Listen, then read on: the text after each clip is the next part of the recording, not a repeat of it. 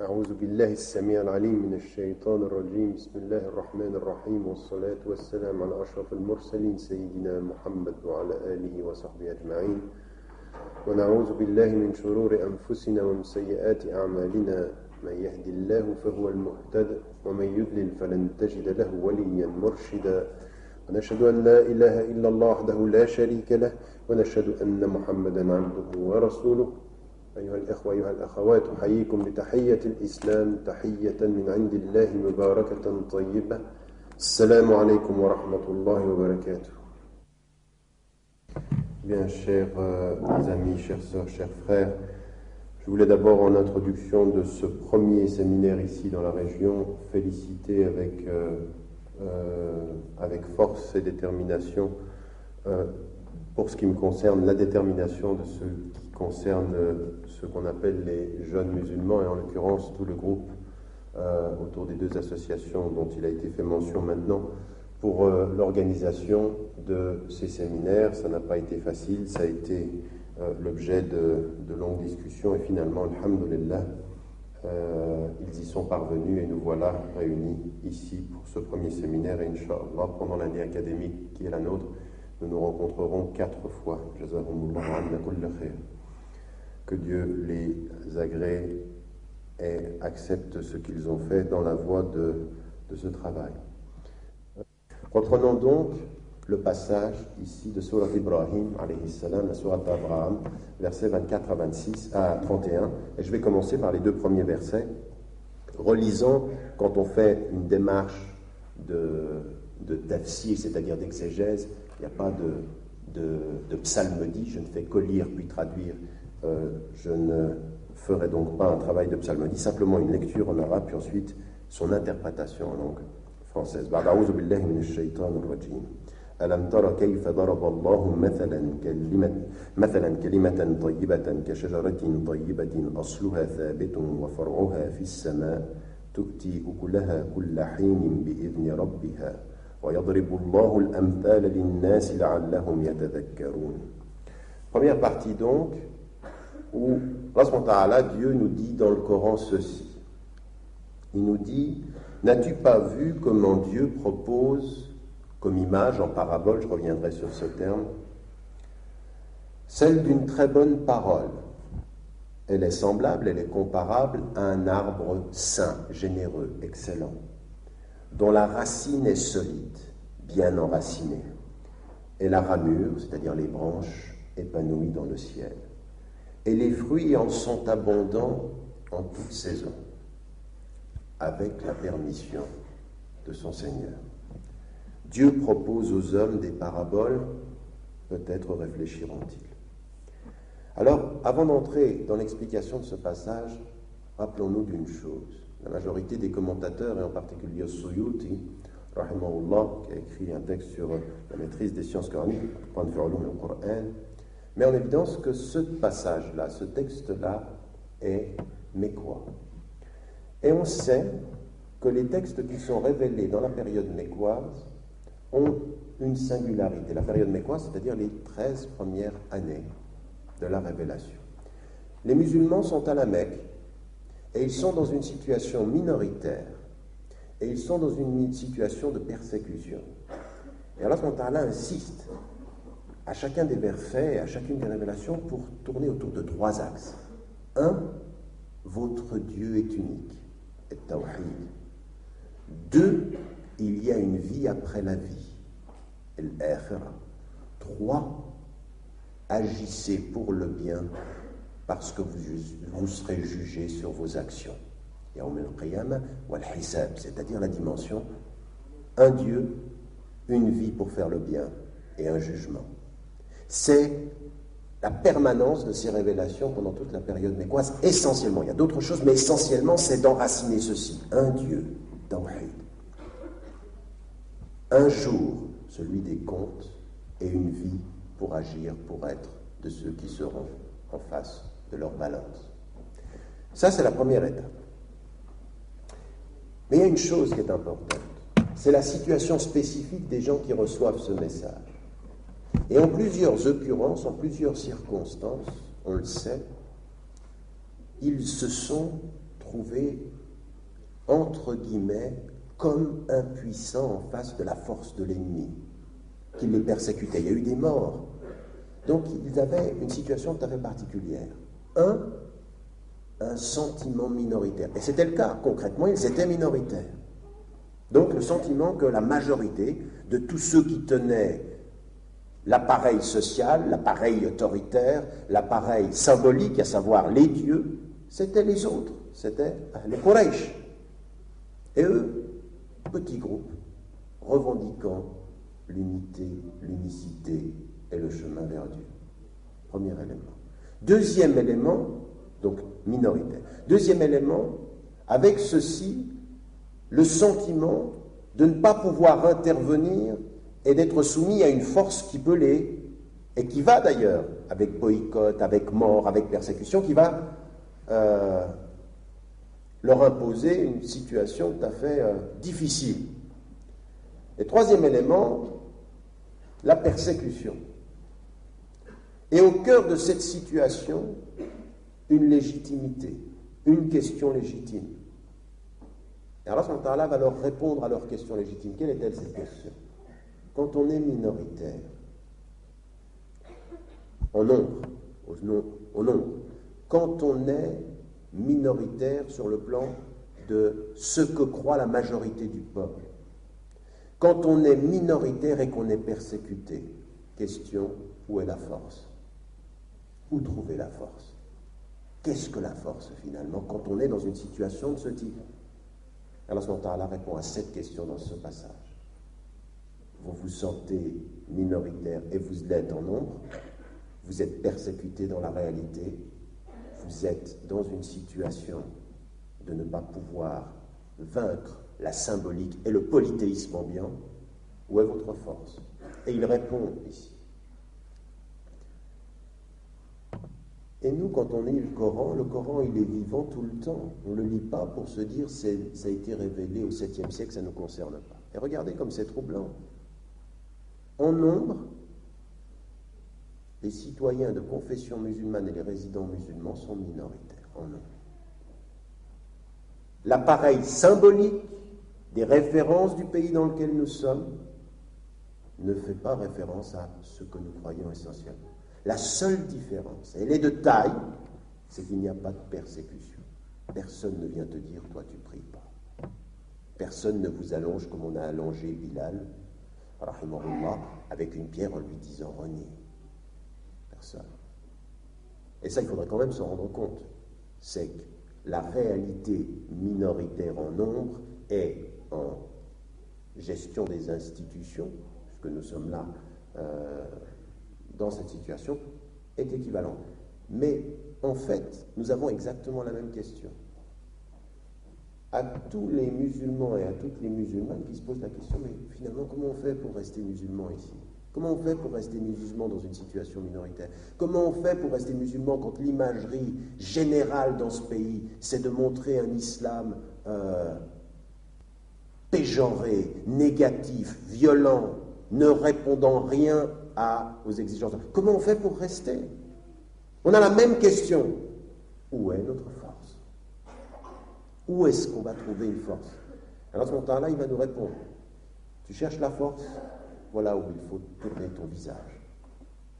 Et il nous dit ici, et il nous répond par une parabole. Alors qu'est-ce que c'est qu'une parabole? Ceux qui ont fait des études dans tout ce qui concerne la tradition chrétienne et juive, la parabole, c'est une image par laquelle Allah subhanahu wa ta'ala envoie un message.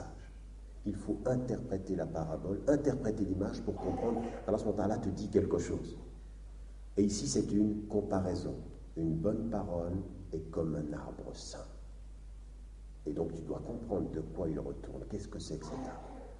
Alors, regardons avec un tout petit peu de précision ce qui nous est dit et concentrons-nous sur celui qui sait, qui nous a apporté un certain nombre d'éléments de réflexion. Vous savez qu'un des compagnons, jeune compagnon du prophète, Ibn Abbas, était en l'occurrence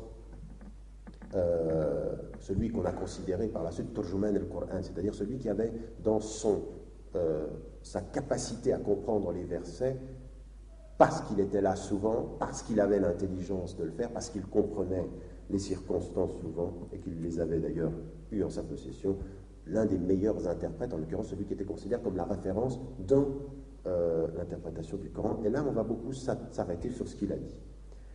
Il dit, n'as-tu pas vu comment Dieu propose en parabole une très bonne parole, une parole excellente. Elle est semblable à un arbre excellent dont la racine est solide et la ramure dans le ciel. Alors, souvent, quand on lit ce passage, on s'arrête simplement à la comparaison. On s'arrête au premier enseignement. Allah subhanahu wa ta'ala nous dit qu'une parole forte, elle est semblable à un arbre fort dont les racines sont dans le sol et la ramure. Allah subhanahu wa ta'ala, il nous dit beaucoup plus que ça. Ça, c'est une lecture très superficielle. On va prendre chacun des éléments. Premier élément, premier enseignement, c'est qu'Allah subhanahu wa ta'ala, il nous dit une chose au départ de ça. Il nous dit, il en est de même d'une parole forte, saine, comme d'un arbre sain. Quel est le premier enseignement? Allah subhanahu wa ta'ala, il nous dit, je ne vous ai pas laissé. Il y a tout autour de vous des éléments de ma révélation déployés, le kitab et le manchour. Et il y a le kitab et le manchour, c'est-à-dire le Coran. Mais le kitab et le manchour, c'est, il en est d'une parole saine avec moi comme d'un arbre. En d'autres termes, qu'est-ce qu'il est en train de dire? Si tu sais observer la nature avec le regard de celui qui croit, qui n'oublie jamais Dieu, la nature te parle de toi. Elle parle de Dieu et de toi. À ce moment-là, il ne nous a pas laissé. Si tu es avec lui, tu le trouveras partout. Mais si tu vois un arbre en oubliant que c'est lui qui l'a créé, tu ne verras que l'arbre. Si tu es avec Dieu quand tu vas vers un arbre, l'arbre est le signe que Dieu l'a créé.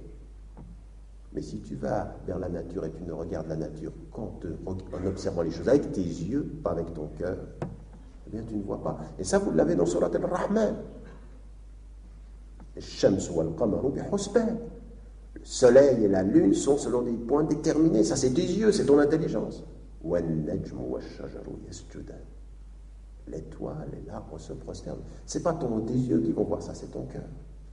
En d'autres termes, Allah dit, je ne vous ai pas laissé, souviens-toi de moi avec ton cœur, la nature te parlera de moi, à ton intelligence, et parlera de toi. En d'autres termes, finalement, c'est de dire, aie un regard spirituel sur tout ce qu'il a créé, et un regard proche de lui. Plus tu t'approches de Dieu, plus la nature te rapproche de lui. Plus tu te rapproches de Dieu, plus la nature te rapproche de toi. Tout devient souvenir, tout devient rappel. Et dhikr, un des noms du Coran, mais également toute la création.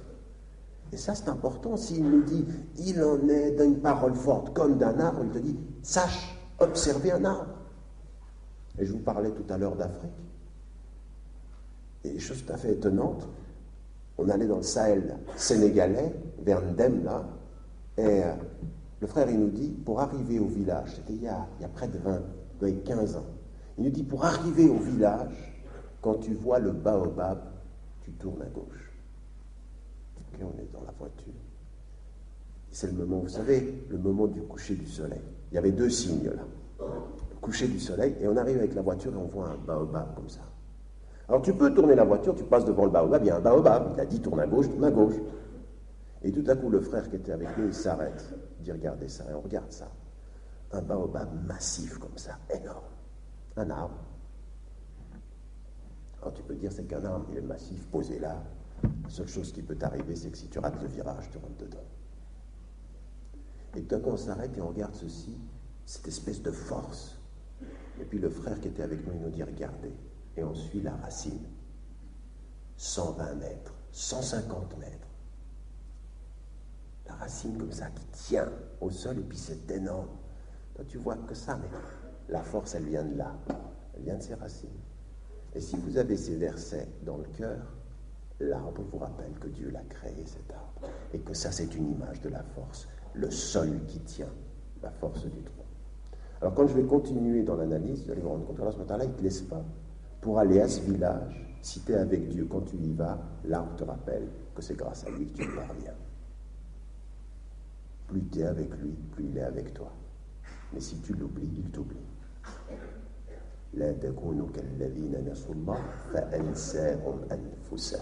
Ne soyez pas comme ceux qui oublient Dieu. Dieu a fait en sorte qu'ils s'oublient eux-mêmes. Premier enseignement. Le deuxième enseignement de ce passage, c'est la métaphore elle-même. Et là, Ibn Abbas nous donne des éléments. Il nous dit le tronc. La première chose que l'on voit, qu'est-ce que c'est? Le tronc, c'est le mu'min, celui qui porte la foi. Nous, celui qu'on voit apparemment. Les racines, c'est le qalb, le cœur, là où s'inscrit la foi. Dont la sève, ce sera la foi, les racines. Et les branches, la ramure dans le ciel, ce sont les actions et les propos des êtres qui croient. Il a pris l'image, qu'Allah subhanahu wa ta'ala nous dit, comme un arbre, puis il nous dit, voilà les éléments, voilà ce qu'il faut que vous compreniez. Et donc, dans cette métaphore, il y a à comprendre qu'est-ce que ça veut dire, en fait. Ça veut dire que le tronc n'est fort que par la force du cœur. Le croyant n'est fort que par la force de ses racines, son cœur, la sève, la foi, qui va faire naître et qui va donner des actions de bien. Les arbres, les branches, les fruits. Mais qui a d'entre vous fait un minimum d'études biologiques ou simplement un travail en sciences naturelles, c'est en fait le fruit au bout de la branche. Il n'a la générosité, la force et la saveur qu'à la mesure de la sève qui nourrit la racine.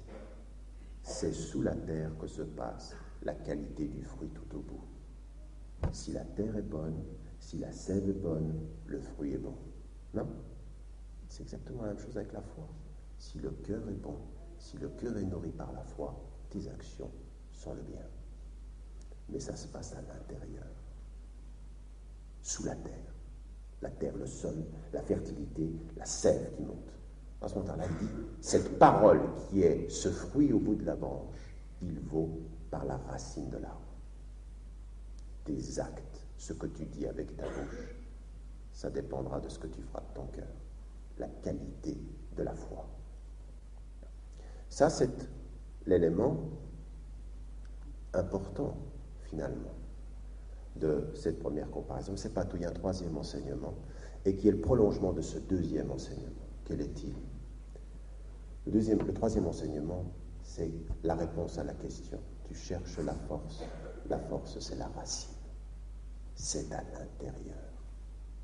Tu veux savoir comment résister aux persécutions? Tu veux savoir demeurer musulman en étant minoritaire? Tu veux savoir rester fidèle à Dieu quand tu vois tant et tant de gens qui l'oublient? Ton cœur, ton cœur, ton cœur. Les racines, la foi, c'est là. Tu veux construire un tronc sans racines, tu es perdu. Tu veux des bons fruits sans racines, tu es perdu. Mais si tu veux des fruits, si tu veux un arbre, il faut construire à la racine. Tu dois être celui qui fait son champ, cultive son jardin, pour utiliser une formule de Voltaire. L'arbre, les racines, ça se passe à l'intérieur. Mais c'est une réponse forte. Alors à ce moment-là, il leur dit à tous ceux qui peuvent être déstabilisés par l'adversité, tu cherches la force. Tu crois que c'est que le tronc? Tu crois que c'est ce que tu montres? Mais non. Dieu sait, tu sais que ta force est ce que personne ne voit, et que lui sait, et que tu sais. C'est ce qui se passe dedans. Troisième enseignement qui met vraiment les choses dans leur ordre. Parce qu'on pourrait être surpris. Un bel arbre fruitier, on pense surtout à ses fruits, et on ne considère pas ses racines. Et c'est là que les choses doivent se mettre en évidence. La qualité de la ramure tient à la qualité des racines, donc on retient ce troisième élément. Donc vous voyez que si on va plus loin dans la compréhension, et d'ailleurs dans ce moment-là, il nous le dit tout de suite après, la'allahum yatadhakkarun, peut-être vont-ils se souvenir aussi au sens de réfléchir. Et il y en a, quand ils lisent le Coran, ils disent la'allahum yatadhakkarun, puis ils continuent le Coran. Alors à ce moment-là, il dit, peut-être vont-ils réfléchir, se souvenir. Non, ils lisent, peut-être vont-ils se souvenir, comme si c'était un morceau du verset, il passe au suivant. Non, il te dit, arrête-toi un peu, réfléchis. Réfléchis à, je suis en train de te parler de toi, je suis en train de te parler, je suis partout où tu viens avec moi. Si tu me prends dans ton cœur, tu me trouveras là où tu vas. Mais si tu pars sans moi, tu partiras tout seul. Et c'est vrai, on le sait ça. On sait que finalement, on ne trouve que ce qu'on a cherché, ce qu'on a nourri dans son cœur.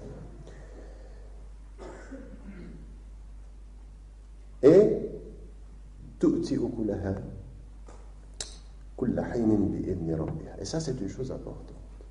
Il nous dit, cet arbre-là, il donne ses fruits en toute saison. C'est-à-dire qu'il n'y a pas d'hiver, il n'y a pas d'été. Il n'y a pas un jour oui, il n'y a pas un jour non. Non, cet arbre-là, il a une particularité, celui de la belle parole, de la parole excellente. C'est qu'il donne des fruits en permanence. Mais attention, bi'idni rabbiha, c'est-à-dire avec la permission de son Seigneur. Et dans cet élément-là, il y a deux enseignements. Vous voyez, comme on peut passer vite, il y a deux enseignements sur lesquels il faut s'arrêter. Plus vous réfléchissez, et là, moi, je m'arrête encore, il y a encore plein de choses qu'on pourrait dire.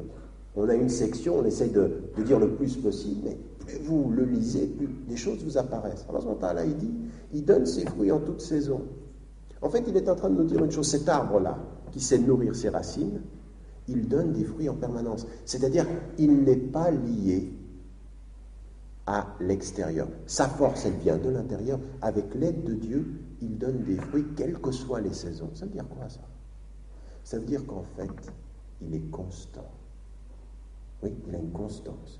C'est pas une saison, il donne des fruits, puis après il donne plus. Non, il est constant.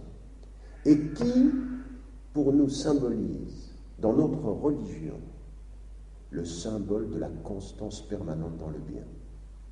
C'est le prophète, Et en fait, si on devait dessiner son attitude dans le bien, c'est une ligne droite. Tout ce qu'il fait, c'est bien. Il est en permanence, dans le bien. Il a un rapport à Dieu, c'est tout le temps. C'est pour ça que c'est notre modèle. C'est droit, constant. C'est pas... Mais nous, si on devait tracer notre ligne à nous, c'est comment? C'est un peu comme ça. C'est-à-dire un jour, et l'iman, c'est-à-dire la foi, elle augmente et elle diminue, on est comme ça. Et ce qu'on essaye, c'est d'aller le plus possible vers la ligne droite, d'être constant. Faire peu, mais faire bien, être le plus possible droit. C'est-à-dire qu'aujourd'hui, je me lève, je fais le bien, puis je continue. Plus on est constant, plus on s'approche du modèle prophétique. Mais vraiment, lui, il était comme ça. Nous, alors c'est... Puis alors, t'en as certains, c'est comme ça. C'est un jour tu le vois, tu as l'impression qu'il va déplacer la montagne avec la foi, et la semaine d'après tu le vois, il ne déplace rien du tout, il ne se déplace même pas lui. Il est loin de la foi. Et que ça, c'est une faiblesse. La faiblesse de croire qu'un jour tu es fort parce que tu es tout en haut, et de ne pas savoir que tu peux tomber. Et donc, la constance. Il donne de ses fruits en toute saison. Premier enseignement. Mais le deuxième enseignement, avec l'aide de Dieu, de son Seigneur. Et ça, c'est une chose, il faut bien comprendre, c'est que l'arbre, sa force, ça vient des racines, mais pas seulement. Pas seulement. Le fait qu'il donne des fruits avec constance, ça vient avec la permission de son Seigneur. C'est tellement vrai ceci que quand vous revenez à Surat al-Isra, du voyage nocturne, vous apercevez qu'Allah a dit au prophète lui-même, au prophète lui-même, il lui a dit, ta force c'est moi.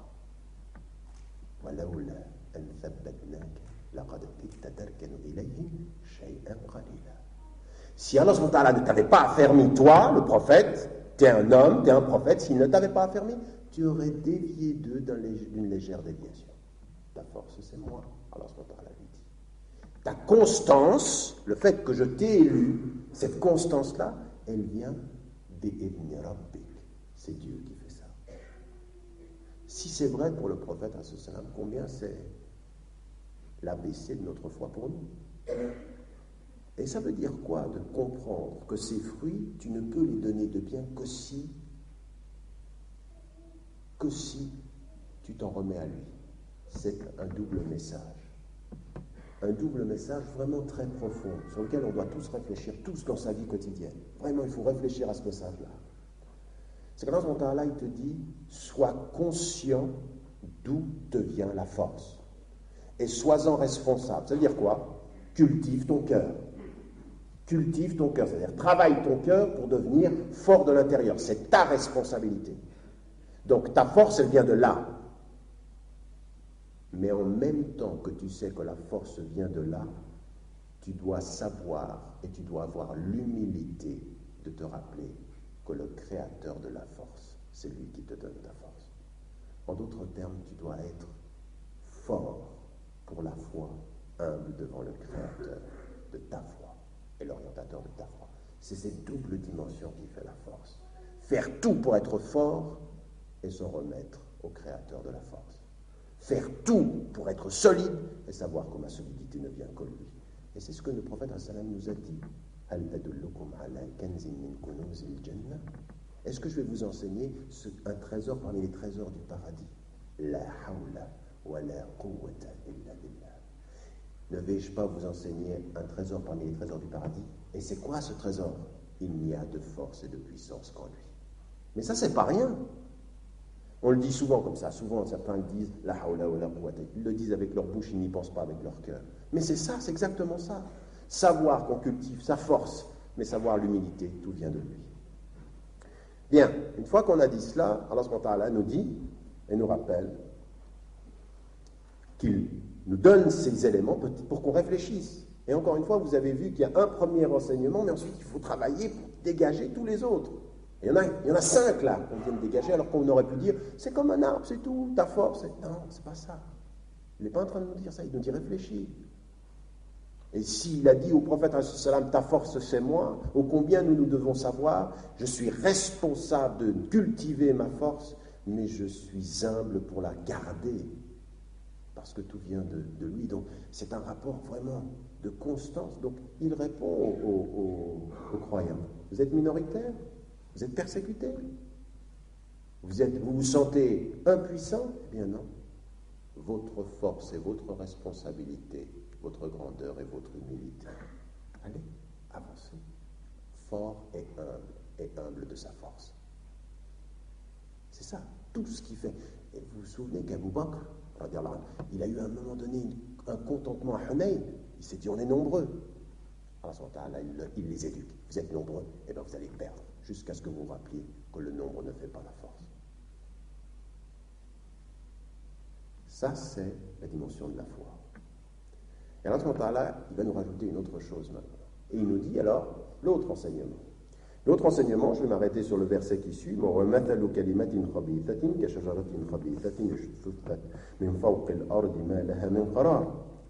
nous dit, il en est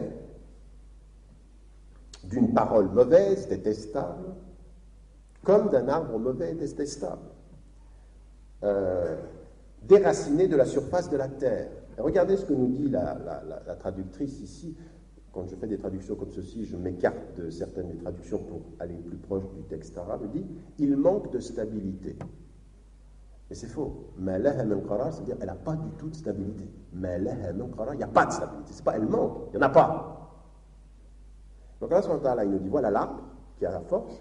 Quant à l'autre, il n'a pas de racine, il n'a pas de stabilité. » Alors, premier enseignement sur lequel tout le monde s'arrêterait dans cette salle, immédiatement, qu'est-ce qu'on comprend? Allah subhanahu wa ta'ala oppose un arbre à un autre.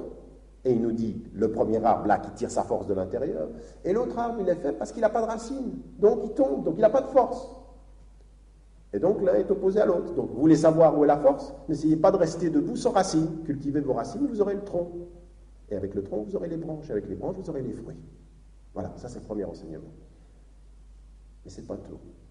Si on réfléchit bien à ce deuxième exemple, on se dit, mais en fait, cet arbre-là qui n'a pas de racine, qui n'est qu'un tronc, ou qui est apparemment un tronc qui tient debout mais qui n'a pas de racine, qu'est-ce qu'Allah subhanahu wa ta'ala nous dit? Il nous dit, réfléchis bien. L'arbre de bien tire sa force de l'intérieur. L'arbre détestable voit sa faiblesse de l'extérieur.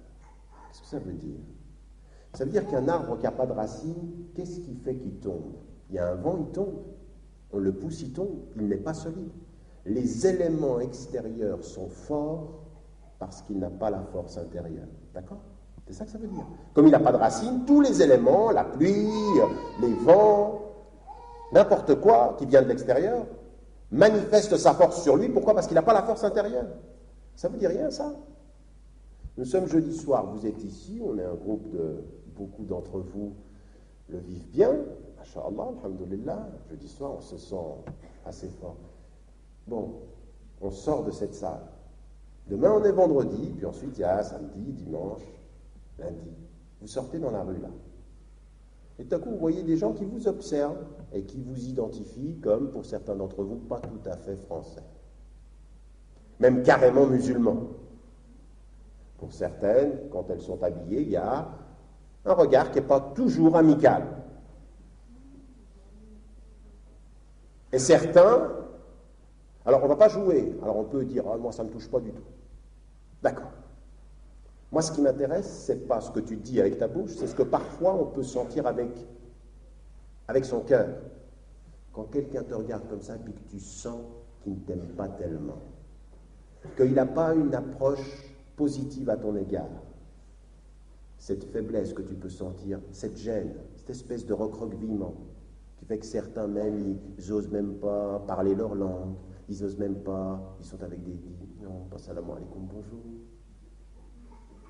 pas qu'on le dise. Quelqu'un qui tout à coup dans son identité est fragilisé, c'est le regard des autres qui montre sa faiblesse. C'est l'arbre, ça, qui n'a pas de racine. Si un regard ou un mot peut te déstabiliser, pose-toi la question de savoir si tu as des racines. C'est exactement ce qu'il nous dit. Ta faiblesse vient de l'extérieur si ta force ne vient pas de l'intérieur. C'est clair comme l'eau de roche, ça, et on le sait tous que c'est comme ça. Si j'ai pas, à des moments donnés, vous sortez de la prière, vous l'avez faite avec tellement de cœur, on peut vous dire n'importe quoi, vous savez que c'est n'importe quoi. Il y a des moments donnés, quand vous avez fait la prière à la surface de votre cœur, s'il y en a un qui vous regarde de travers, vous voyez qu'il vous a vu de travers et ça vous touche. Vous devenez fragile. Combien il y en a parmi nous qui sont comme ça? Et même parmi ceux qui sont peut-être les plus enracinés dans la foi, des moments, ça arrive à tout le monde, ça. Il faut travailler à l'intérieur pour se dire, non mais attends, est-ce que je veux vivre dans la faiblesse de leur regard ou est-ce que je veux vivre dans la force de mon cœur pour Dieu?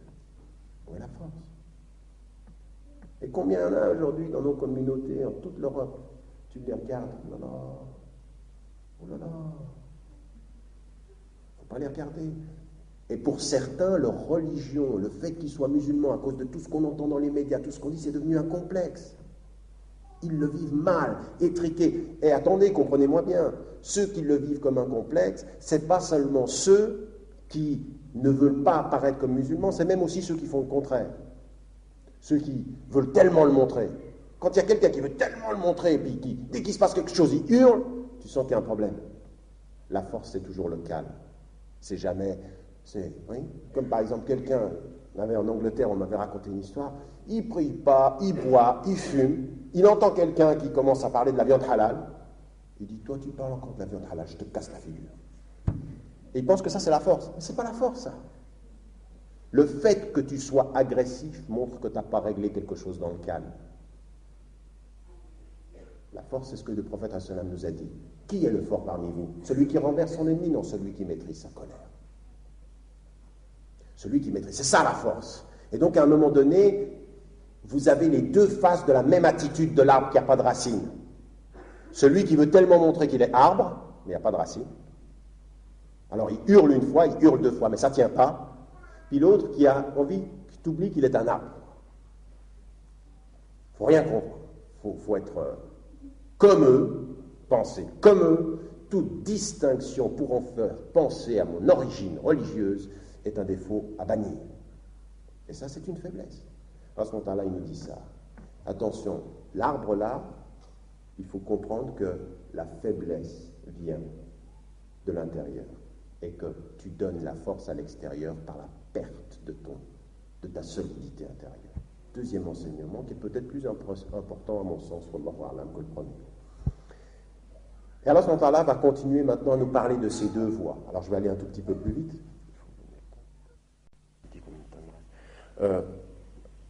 On va voir les deux voies et comprendre, Allah subhanahu wa ta'ala, comment il nous exprime justement les dimensions de la force. Alors là maintenant, on a les principes de la force, l'intériorité, le cœur. Et ensuite, il nous dit ceci. يثبت الله الذين آمنوا بالقول الثابت في الحياة الدنيا وفي الآخرة ويضل الله الظالمين ويفعل الله ما يشاء ألم تر إلى الذين بدلوا نعمة الله كفرا وأحلوا قومهم دار البوار جهنم يصلونها وبئس القرار وجعلوا لله أندادا ليضلوا عن سبيله قل تمتعوا فإن مصيركم إلى النار.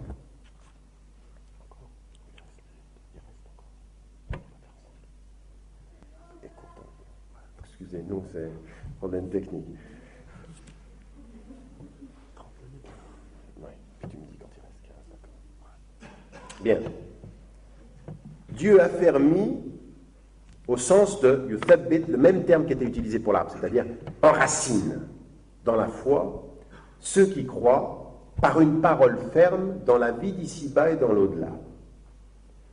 Tandis que Dieu égare les injustes. Et là, ce n'est pas kuffar, c'est al-zalimi, les injustes.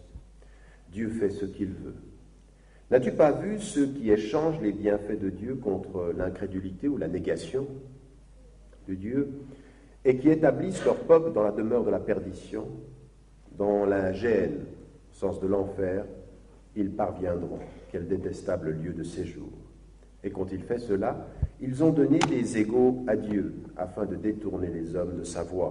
Dis, jouissez pour un temps de cette vie, votre fin sera l'enfer, sera le feu. Avec cette dimension, justement, de ce que je vous disais dans cette période-là, le rappel du jour du jugement dernier et de l'au-delà. Allah subhanahu wa ta'ala nous dit une chose importante, il va nous dessiner les deux voies.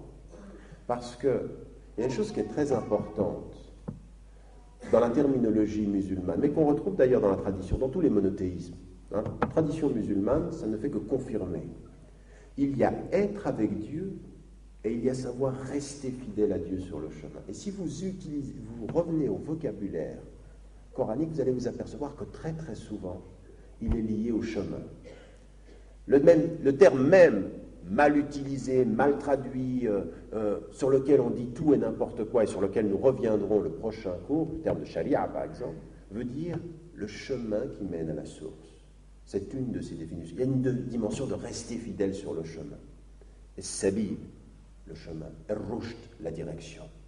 Cette dimension de Hedina Sirat al-Mustaqim, la voie qui est. Vous voyez, tous ces mots-là, c'est incroyable. Le Coran dit tout le temps être avec Dieu et demeurer avec lui sur la route. C'est être dans la verticalité et demeurer dans l'horizontalité d'un chemin. Il y a toujours cette notion de chemin, et le huda, la direction.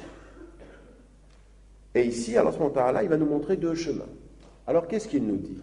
Il nous dit, il enracine dans la foi ceux qui portent la foi. C'est-à-dire, il y a une dimension ici, où Allah subhanahu wa ta'ala, pour ceux qui cultivent leur foi et qui portent foi en lui, il les enracine davantage. Cette notion que plus de foi apporte plus d'enracinement.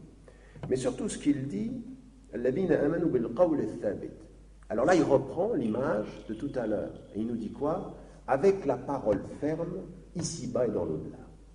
Alors, qu'est-ce que c'est, cette parole ferme ici-bas et dans l'au-delà, telle qu'elle a été rapportée par Ibn Abbas, et en particulier dans un hadith rapporté par Al-Bukhari? Il y a plusieurs versions de ce hadith.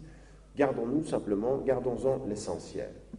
Allah Ta'ala dit, celui qui porte foi, qu'à ses racines, il a une parole ferme, ici-bas et dans l'au-delà. Alors ici-bas, qu'est-ce que c'est? C'est un être, effectivement, qui, parce qu'il nourrit l'énergie et la foi de son cœur, vous le voyez à sa bouche, vous le voyez à sa façon de s'exprimer. Ce n'est pas on tourne autour du pot, ce n'est pas essayer d'éviter, ce n'est pas de se cacher, ça n'est pas de mentir, c'est il dit les choses dans leur vérité. Comprenez-moi bien, parce que là, beaucoup de gens comprennent ça très très mal. C'est pas parce que tu dis la vérité que tu dois être agressif et que tu dois faire mal. Le prophète ﷺ avait cette qualité tout à fait particulière. Il disait toujours la vérité et il le faisait sans blesser. C'est ça la force d'un être qui a un peu de psychologie. Je te dis la vérité, mais je ne suis pas là pour te blesser. Je suis là pour t'accompagner et te guider. Je ne suis pas là pour t'égarer, te blesser au sens de te faire mal. Et ça, c'est un grand problème. Et le qawl al-thabit, la parole ferme, ce n'est pas une parole qui parle. Il y a certains de nos frères, certaines de nos sœurs ne sont sûrs qu'ils n'ont dit une parole islamique et forte que par les réactions négatives qu'elle a pu susciter chez les non-musulmans. Elle dit, voilà, dis la vérité. Non, mon frère, c'est pas ça. Le prophète sallam n'était pas du tout comme ça. On ne dit pas la vérité pour se démarquer. On dit la vérité pour éclairer. Et tout éclairage est accueil. Il n'est jamais répulsion. Chirou, envoyez une... Vous êtes porteur de bonnes nouvelles. Vous n'êtes pas porteur de... Vous n'êtes pas en train de dire à tous les gens, toi, ton destin. Non, c'est pas ça. Et c'est le qawl al-thabit, la parole ferme, c'est une parole qui ne doute pas d'elle-même, mais qui accueille quiconque l'entend. Elle ne doute pas de ça, de son origine, elle est dans la vérité. Le prophète sallam nous a dit, qul al-haqq wa law kana marra, dis la vérité même si elle est amère. Elle peut être amère à des moments donnés. À des moments donnés, il faut dire des vérités qui peuvent être amères. Mais tu n'es pas là pour blesser. Tu ne mesures pas ta franchise au mal que tu fais au cœur de l'autre. Et c'est ça, la force. C'est de toujours dire, de toujours avoir sa ligne, mais d'accueillir les gens, de les orienter, de ne pas les blesser, en l'occurrence. Combien d'histoires sont rapportées dans la vie du prophète sur lesquelles nous reviendrons, Inch'Allah, où vous le voyez dire des choses qui accompagnent. À des moments donnés, bien sûr, il blesse des êtres qui ont besoin de la blessure pour progresser. Ça arrive. À des moments donnés, des gens, même si lui ne le voulait pas, des gens ont pu être blessés. Ça arrive. Mais l'enseignement, c'est une parole ferme qui ne craint pas les autres, même si elle est attentive aux autres. Alors comprenez bien, c'est à mesurer ceci. Chacun d'entre nous doit y réfléchir. Ne pas craindre les autres, mais ne pas chercher, si vous voulez, ne pas craindre les autres, mais craindre de les blesser. C'est ça qu'il faut. Dire la vérité, mais ne craindre de les blesser. C'est-à-dire, attention, je ne suis pas là pour te faire mal, je suis là pour ouvrir une voie. Al-qawl al-thabit. Et ça, vous le voyez. Les racines sont fermes. Quand on lui pose une question, il dit les choses. On parle franchement. Deuxième chose, dans l'au-delà aussi, ils ont une parole ferme. Alors, de quoi s'agit-il? Alors là, c'est justement le hadith dont je vous parlais tout à l'heure, où le Bukhari rapporte justement, il nous est rapporté dans le Bukhari, ce hadith-là, où le prophète, un jour, il est vers des tombes comme ceci, et il dit, il dit aux gens, demandez la protection de Dieu contre le châtiment de la tombe. Et c'est vrai que quand vous lisez les hadiths qui parlent de ce châtiment-là, c'est à fait troublant. Ça vous fait réfléchir sur la façon dont vous vivez. Et si vous, en plus, vous savez pourquoi parfois on peut être châtié dans sa tombe. Vous savez qu'un jour il passe devant deux tombes et il dit là, les deux sont en train de vivre la peine de la tombe. L'un des deux, c'est parce qu'il n'avait pas d'hygiène quand il allait dans la salle de bain. Si tu ne sais pas être propre avec ton corps, ça peut être une cause de ce que tu vas devoir payer. Ton corps est un cadeau et un don, il faut que tu le gardes propre et hygiénique. Il n'était pas hygiénique. Il n'avait pas d'hygiène. Et l'autre, c'est quelqu'un qui allait entre les gens puis qui semait la zizanie, il disait sur l'un des choses. Il parlait, Yamshi bin Namim, d'ailleurs, il parlait comme ça. La même chose. Et puis quand vous voyez ce que c'est que cette peine, vous dites, subhanallah, il y a beaucoup, beaucoup de travail intérieur à faire. Et alors, il nous raconte dans ce hadith, je n'ai pas le temps donc je n'insiste pas, il nous dit, une fois que nous sommes morts, les anges, ils vont, pour ceux qui sont les êtres de bien, ils vont les amener au ciel le plus haut. Il va y avoir, alors, la formulation des questions n'est pas toujours la même selon les hadiths, mais prenons une de ces versions selon le Bukhari, il va y avoir 4 questions. À celui qui aura été ferme ici-bas, Allah Ta'ala posera la question, Man Rabbuk, qui est ton Seigneur? Et celui-ci répondra Rabbi Allah, c'est-à-dire mon Seigneur est Dieu. Mais dis-nous, quelle est ta religion? L'islam, la religion est l'islam. Man hadha ar-rajul alladhi bu'itha fikum, qui est cet homme qui a été envoyé parmi vous? Muhammad ibn Abdullah sallallahu alayhi wa sallam, reconnaissance du prophète alayhi wa sallam. Et regardez la dernière question, Ma'amaluk, qu'as-tu fait? Alors là, il y a des divergences selon le hadith. Qu'est-ce que tu as fait sur la terre? L'amal salih, répondant, j'ai fait le bien. Celui qui aura été ferme ici-bas, il aura les réponses. Les réponses quand on le questionnera juste après sa mort. Ces questions-là, si vous les étudiez un tout petit peu, vous apercevez qu'elles sont toutes. Qui est ton Dieu? En qui as-tu cru? Oui, avec qui tu étais? Avec Dieu. Maintenant, quelle était ta religion? Quel chemin tu as suivi? L'islam. Qui était ton guide sur ce chemin? Le prophète. Et toi, qu'est-ce que tu as fait? Tes actions. Dieu, le chemin, tes actions est ton guide.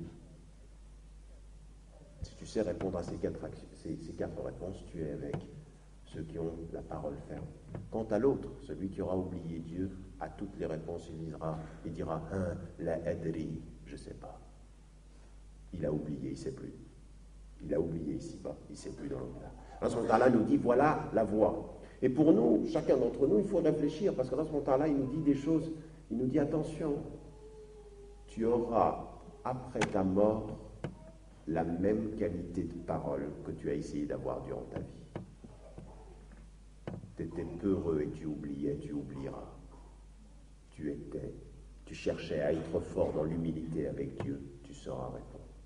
Bi'idni rabbik, avec l'aide de ton Seigneur. Cette dimension, Allah subhanahu wa ta'ala nous dit ceci, il nous dit, yaf'alullahu ma yasha, il fait ce qu'il veut. Il y a aussi cette dimension qu'Allah subhanahu wa ta'ala décide au-delà de nous tous. Mais juste avant cela, pour ce dernier verset, Allah subhanahu wa ta'ala nous dit, yudillullahu adh-dhalimin. Allah subhanahu wa ta'ala égare les injustes. Rien que sur ce morceau de verset, on pourrait faire tout le cours. Je n'ai pas le temps ici, mais vous aurez remarqué une chose. C'est qu'Allah subhanahu wa ta'ala, dans le Coran, en plusieurs occurrences, il ne met pas en face de iman la foi et le kufr, la négation. Parfois, il met mu'min ou iman et il met al-dhul, al-dhalimun, ceux qui sont injustes. Parce qu'en fait, dans la tradition musulmane et dans la conception islamique de l'homme, la non-reconnaissance de Dieu, c'est le début d'une injustice que tu as avec ton cœur, parce qu'il y a l'étincelle, il y a la fitra. Et ensuite, Allah subhanahu wa ta'ala dit une chose, si tu mets iman ici, ça ne peut jamais être égal à injustice, jamais. Là, tu ne peux mettre n'égale pas, c'est tout ce que tu peux mettre, ça n'est jamais égal. Tu ne peux pas porter la foi et accepter l'injustice ou la promouvoir. Et on reviendra sur ce que le prophète a dit en cette occurrence dans la deuxième partie. Et Allah subhanahu wa ta'ala maintenant va nous parler d'autres voies. Et qu'est-ce qu'il nous dit sur l'autre voie? Alam tara ila alladhina baddalu ni'matallah. Donc ça, je l'ai déjà lu. N'as-tu pas vu ceux qui échangent les bienfaits de Dieu contre la négation de Dieu et qui établissent leur peuple dans la demeure de la perdition? Il y a ceux qui suivent une voie avec Dieu, et puis il y a les autres qui, oubliant Dieu et ses bienfaits, qui quand ils voient un arbre ne voient que l'arbre, quand ils mangent ne voient que la nourriture, ne savent pas qu'il y a un créateur de tout ça. Ils oublient les bienfaits de Dieu. Contre quoi? Contre simplement la consommation à outrance, contre justement le fait de nier. Oui. Et ils établissent leur peuple dans la demeure de la perdition. Perdus, ils se perdent. La demeure de la perdition. Et c'est dans al-bawal, c'est-à-dire là où il y a, c'est là où ils ont perdu tous les bénéfices de leur vie. Il nous dit ceci en nous disant simplement une chose, comme ils n'ont pas de racines, difficile de suivre la voie, ils vont à gauche et à droite, ils sont en fonction des modes, en fonction des courants du temps. Il n'y a pas de racines, il n'y a pas de solidité, ils ne restent pas fermes avec Dieu. Et de ce point de vue-là, ils vont à gauche et à droite. C'est le vent, la pluie, les modes, les passions qui les font, ce n'est pas leurs racines. Leur particularité, Allah subhanahu wa ta'ala, il nous dit, qui sont-ils ces gens? Regardez ce qu'il dit. Ils ont donné des égaux à Dieu. Ils ont donné des égaux à Dieu afin de détourner les hommes de sa voie. Dit, jouissez pour un temps de cette vie, votre fin sera le feu. Ils ont donné des égaux à Dieu. En fait, il nous dit, l'arbre, la racine, l'axe de tout ça, qu'est-ce que c'est? C'est tawhid. C'est être avec Dieu, l'unique. Donner des égaux à Dieu. Alors quand je le dis ici, à Annemasse, année 2001, 121, nous sommes ici, ils ont donné des égaux à Dieu, vous pouvez vous dire, bon, en fait, de qui s'agit-il? Des polythéistes, n'est-ce pas? Des polythéistes, c'est-à-dire ceux qui, à l'époque du prophète ﷺ, croyaient en plusieurs dieux, avaient des idoles, jusqu'à avoir 360 statues autour de, je veux dire, à la Mecque. Réfléchissons un tout petit peu. sur ce que ça peut vouloir dire beaucoup plus profondément pour nous. Ils ont donné des égos à Dieu, ça veut dire quoi? Est-ce que ça veut dire il y a Dieu et puis il y a des statues? Ça peut être ceci, c'est ça le polythéisme figuré, avec des statuettes. Mais ça peut vouloir dire autre chose, et ça dit autre chose. Quand le prophète nous a dit c'est plus dangereux pour moi, c'est-à-dire un certain type d'association. Quel est-il en fait? Qu'est-ce que ça veut dire donner des égos à Dieu dans sa vie? Mesurons-le. Ça veut dire en fait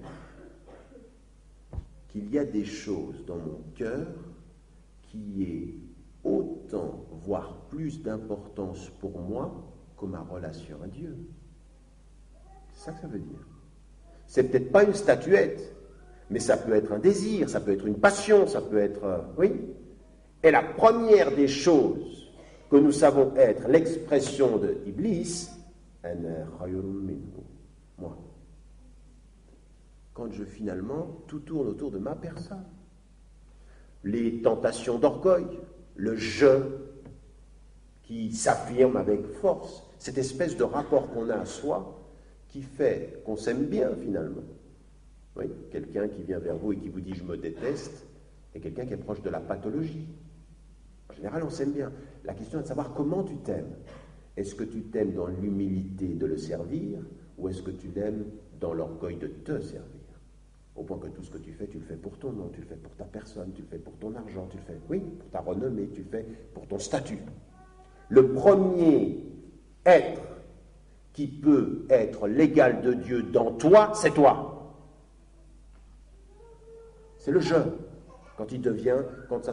Et puis, de se laisser aller justement à des choses qu'on ne maîtrise pas bien. Raison pour lesquelles vous ne verrez aucune religion, aucune spiritualité. Et nous, en tant que musulmans, nous pensons que c'est le sens même de la fitra. Aucune des religions et des spiritualités sur la surface de la planète ne promeut l'autosatisfaction et l'orgueil du je. Aucune. Et nous, on sait pourquoi. C'est toute la tradition, ça. C'est tout ce qu'Allah a mis dans notre cœur. Si tu t'aimes, tu te perds. Si tu n'aimes que toi, tu peux t'aimer, mais avec mesure. Et tu peux aimer avec mesure. Tu n'adores que lui et tu t'aimes dans son adoration. Premier élément. Puis ensuite, il y a d'autres choses que je. Il y en a certains, c'est par rapport à l'avoir. L'avoir chez eux a une dimension égale à Dieu. Il y a dans notre communauté musulmane en France un certain nombre de frères qui ont un rapport à leur voiture tout à fait inquiétant. C'est vrai. Ils ont un type de rapport à la possession. Leur voiture, le standing, c'est... Tu dis, non mais attends. Et il te dit, non, non, non, moi je suis la ilaha illallah. Mais ma voiture, tu ne touches pas. C'est-à-dire qu'effectivement, il le dit, il n'y a pas d'autre Dieu, mais le type de rapport affectif qu'il a à l'avoir montre bien que pour l'avoir, il oublierait Dieu à des moments. Il est à égalité, il te dit non, non, non, mais vous sentez bien à des moments donnés qu'il y en a certains qui ont un type de rapport à l'avoir tout à fait particulier. Alors c'est vrai, j'ai parlé de voiture, mais il y en a certains, c'est leur porte-monnaie. Ils ne sont jamais aussi proches dans leur regard de leur porte-monnaie que quand ils cherchent de l'argent. Ça a de la valeur. Leur salaire, leur confort. Oui, l'argent, l'avoir. Certains, c'est leur maison, leur appartement, le type de télévision, le type de... Enfin, tout ça. Il y en a d'autres, c'est pas l'avoir, c'est pas le je, c'est l'apparence. Comment on apparaît aux gens, le type de rapport que l'on a. Et ça, vous pouvez le voir. Imaginez, 6 heures du matin, nous sommes en hiver, 7 heures du matin, on se lève pour faire Salat al-Fajr. Oui. Il y en a certains, c'est assez troublant. On est tous un peu, il faut se poser des questions. Tu vois, tu vas faire la prière du Fajr, c'est juste avant le lever du soleil, alhamdoulilah, tu fais la prière du Fajr.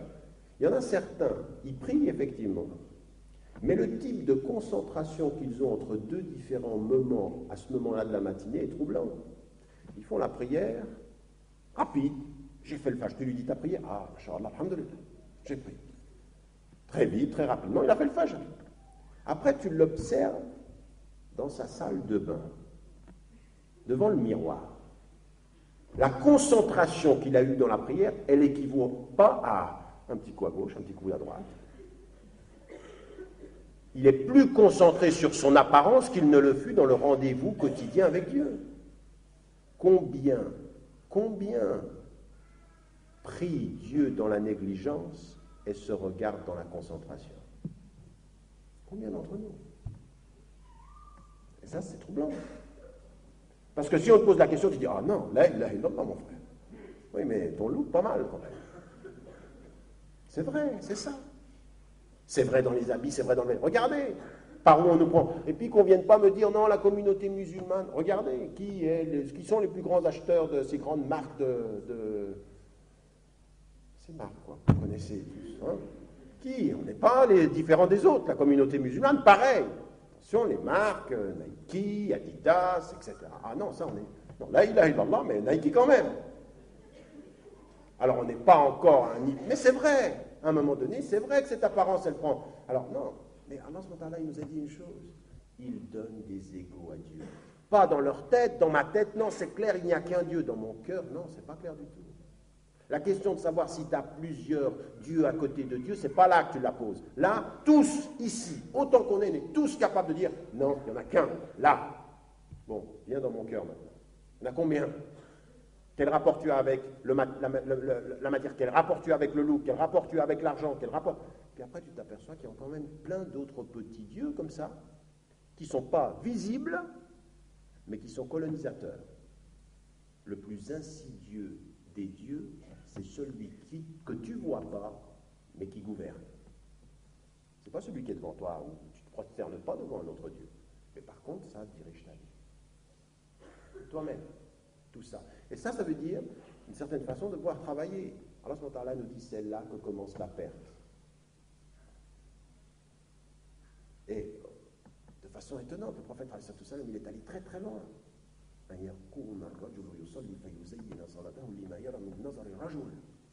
Il nous dit, vous savez, ça va très très loin. Il dit, c'est comme la réputation d'un insecte sur une pierre une nuit ténébreuse. Cette espèce de chose qui pénètre dans ton cœur et puis qui commence à te... À tel point, il dit que ce qu'il craint le plus pour nous, c'est justement cette association intérieure, comme ça, que personne ne voit, mais que toi, tu sais. Et vous savez quel exemple il prend? L'exemple de la prière. Qu'un être humain se lève pour prier et qu'il embellisse sa prière parce qu'il voit qu'on le voit. Dès qu'il voit qu'on le voit, Masha'Allah, Bismillah. Il n'y a personne qui le voit, ça va beaucoup plus vite. Il y en a qui sont TGV tout seuls et soufis en public. C'est vrai, non? Mais je ne dis pas ça pour qu'on en rie, je dis ça parce que nous tous, on est comme ça. Parce que c'est une vraie école, ça, de véritablement travailler cette dimension intérieure. Pour terminer, et c'est ça qui en... Regardez, c'est cette colonisation intérieure qui vous fait partir. Ils font partir, égard de sa voie. Et Allah subhanahu wa ta'ala qui dit, jouissez pour un temps, mais votre destin est tracé. Pour terminer, le dernier verset, où il nous parle justement des autres, ceux qui sont solidement ancrés, il nous dit ceci. قل لعبادي الذين آمنوا يقيموا الصلاة وينفقوا مما رزقناهم سرا وعلانية من قبل أن يأتي يوم لا بيع فيه ولا خلال. Dis à mes serviteurs, ceux qui portent la foi, de s'acquitter de la prière, de faire don, secrètement ou publiquement, de ce dont nous les avons, des biens que nous leur avons accordés, avant que vienne le jour où il n'y aura plus ni rachat ni amitié. J'aimerais qu'on médite un tout petit peu ce dernier verset. Allah a mis deux choses. Il dit, dis à ceux qui portent la foi, c'est-à-dire ceux de la racine.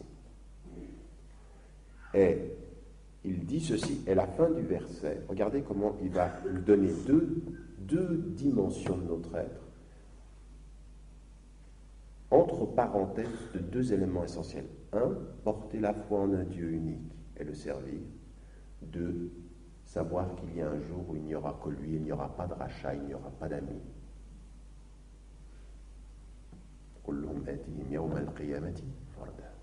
Chacun d'entre nous va arriver seul devant Dieu. Et Il y a un jour, personne ne pourra pour quelqu'un d'autre et l'affaire sera entre les mains de Dieu. Celui qui porte la foi et qui sait où il va, il sait comment il doit agir. Il a le chemin. Être avec Dieu, savoir qu'il y a un jour où il n'y aura pas de rachat. Si tu as la conscience d'être avec lui et de retourner à lui, qu'est-ce que tu fais d'abord sur cette terre? Yuqimu salat. La dimension d'être au rendez-vous. Il t'en a donné 5 par jour. La dimension de la prière. C'est la prière qui fait la racine. Tu veux des racines sans prière? C'est impossible. C'est cette force. Vous savez, chaque fois que vous rencontrerez quelqu'un d'une foi profonde, vous le verrez très exigeant avec son temps, avec la gestion du temps. Et la prière, c'est l'école de la gestion du temps.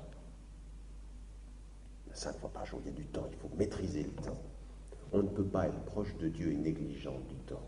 C'est pas possible. Yuqimu salat. Il se lève pour l'accomplissement, parce que c'est le lien. Vous savez que la prière, c'est la seule révélation que le prophète a eue alors qu'il n'était pas sur la terre. Alors son temps l'a monté pour la lui donner. Dans l'Isra ou le Mi'raj, dans le voyage, tout le reste est descendu. Mais lui, il est monté pour prendre la prière. Parce qu'elle est le lien. Prier. Être strict. Tu veux la force? Cherche la prière. Sta'inu bis-sabri was-salat. Cherchez la force, la persévérance est la prière. Tu veux pouvoir recevoir le coup et tenir, rester calme. Tu veux pouvoir recevoir la moquerie et rester calme. Tu veux sortir dans la rue et ne pas être faible au regard des autres. La prière, c'est la force, c'est ce qui fait les racines, c'est ce qui fait le cœur, c'est ce qui fait la sève. Puis il y a une autre chose qui vient tout de suite après. Et il donne de ce dont nous les avons gratifiés, en public ou en privé. Et là, beaucoup des commentateurs et beaucoup de notre lecture première, ce serait de dire quoi? Il donne de ce que nous les avons gratifiés. C'est quoi? L'argent. Il donne des biens. Mais en ce moment-là, c'est beaucoup plus que ça. Tout ce que nous avons est un don. Ça veut dire quoi? Ça veut dire que ça va très très loin. Vous savez qu'il y a des gens qui étaient des pauvres, qui sont allés vers le prophète, ils ont dit, mais les riches là, ils donnent de l'argent et nous, qu'est-ce qu'on va donner? Il dit, mais tout, tu peux donner de tout, un sourire est un don. Il t'a donné la capacité de sourire, si tu souris, c'est que tu as donné de ce qu'il t'a donné. Tes yeux, tes propres yeux, c'est un don, c'est un cadeau. Quand tu regardes pour être attiré, ou tu regardes pour accueillir? Tu regardes dans la dignité ou tu regardes dans la cupidité? Qu'est-ce que tu fais de tes yeux? C'est un don. Ils donnent de ce que nous leur avons donné. Même de leurs yeux, ils en font un don. Ils voient quelqu'un qui est triste, c'est un accueil. N'avez-vous pas entendu tout ce qui est dit sur le prophète sallam? Tout chez lui était accueil, don. Il donne de tout ce qu'il a. Donc avec nos yeux, avec tes oreilles, qu'est-ce que tu fais de tes oreilles? Tu n'as peut-être pas beaucoup d'argent, mais est-ce que tu donnes de tes oreilles, c'est-à-dire l'écoute? Tu donnes de ce qu'il t'a donné. Dans un hadith rapporté par Al-Bukhari, il est rapporté que la première question qui nous sera posée le jour du jugement dernier sur ce qu'il nous a donné, vous pensez c'est sur ce qu'on a fait? Les dons qu'il a fait? Sur la sahha, ta santé. Qu'est-ce que tu as fait de ta santé? Aujourd'hui, tu es plein de santé, qu'est-ce que tu en fais? Est-ce que tu donnes de cette santé pour offrir, servir les gens? Parce que tu ne te rends compte de la bénédiction d'être en bonne santé que quand tu es malade. Mais il t'a donné la santé, ou des éléments de santé, il va te questionner. Il donne de ça publiquement ou en secret. Ton corps, il t'a donné un corps, qu'est-ce que tu en fais de ton corps? Est-ce que ton corps, là où il est, il fait naître la dignité, ou est-ce qu'il produit de l'attirance? Comme certains qui disent, attends, ça c'est mon corps, j'en fais ce que je veux. Comme une de nos sœurs là, une jeune maghrébine qui dit, ça c'est mon corps, j'en fais ce que je veux. Elle était habillée de façon assez attirante et provocante, elle dit, non mais moi j'ai rien dans le cœur. C'est eux, ils sont malades, là, ils regardent. Elle dit, subhanallah. Elle dit, d'accord, ils sont peut-être malades, mais j'ai une question à te poser. Alors à ce moment-là, il t'a donné ce corps. Dans la tradition musulmane, c'est ça, il t'a donné un corps. Toi, tu peux dire que leur cœur est malade, mais j'aimerais te poser une question. la vraie question de la pudeur. Alors, le prophète nous a dit, parmi les enseignements des prophètes, c'est ça. Si tu n'as pas de pudeur, fais ce que tu veux. Qu'est-ce que c'est? Il t'a donné un corps. Là où tu vas, ce corps que tu as et qui est le tien, tu veux qu'il soit une présence qui rappelle la dignité, ou tu veux qu'il soit une présence qui attire les cœurs et les regards? C'est ta responsabilité. Qu'est-ce que tu fais de ton corps? Tu ne peux pas dire c'est leur faute. Où tu vas, tu nais finalement d'une certaine façon que ce que tu présentes aussi. Si tu sais la responsabilité que tu as. Et là, attendez, parce que je parle des sœurs, mais il y a des frères aussi par rapport à leur corps, c'est la même chose. Il y a certains, ils aiment bien quand on dit ça, ils disent oui, mon frère, vas-y, dis-le, parce que les sœurs, il faut qu'ils l'entendent. Les frères, il faut qu'on l'entende aussi, ils ont des comportements de ce point de vue-là qui sont aussi critiquables. La question, elle est la question de la pudeur, être pudique, et de savoir que ce corps-là, c'est un don. Qu'est-ce que tu en fais? Et le jour du jugement dernier, tu pourras pas dire, on m'a regardé, mais moi, il n'y avait rien dans mon cœur. Non, tu es responsable de ce qu'il y a dans ton cœur, et tu es responsable de ce que tu fais naître dans le cœur des autres. C'est ta présence, ce sont des cadeaux. Voilà ce que nous dit Allah subhanahu wa ta'ala pour nous mettre en évidence qu'il donne de tout ce que nous leur avons donné. 1. Être avec Dieu pour retourner à lui, accomplir la prière et donner. Vous vous rendez compte? La question du départ, c'était quand on est dans une position de faiblesse, comment on fait pour chercher la force? Allah subhanahu wa ta'ala, il te dit, attache-toi à Dieu et donne. Donne aux gens. À tous les musulmans qui sont en Europe minoritaires, au lieu de finir comme ça, ils ne nous aiment pas. Mais ce n'est pas ça du tout. Sois avec Dieu et donne. Sois le bon exemple. Là où tu es le bien. Là où tu es, tu donnes le bien. Là où tu es, tu contribues. Au moment où toi, parce que tu as peur et tu ne sais pas où est la force, tu te recroquevillerais, alors à ce moment-là, il te dit, c'est exactement le contraire que tu dois faire. Tu dois t'attacher à moi, à ma présence, et tu dois donner aux gens. C'est ça notre force, être avec lui, donner aux hommes. Alors qu'aujourd'hui, les discours qu'on entend d'un certain nombre de nos frères, pour rester musulman, il faut qu'on reste entre nous. Non, pour rester musulman, il faut rester avec Dieu. Et avec Dieu, donner à tous les hommes. Tu es là comme témoin, tu n'es pas là comme sinistré. Comme témoin, pas comme sinistré. Si tu es sinistré, c'est que tu n'as pas de racine. Si tu es témoin, c'est que tu sais être avec lui. Wallahu a'lam.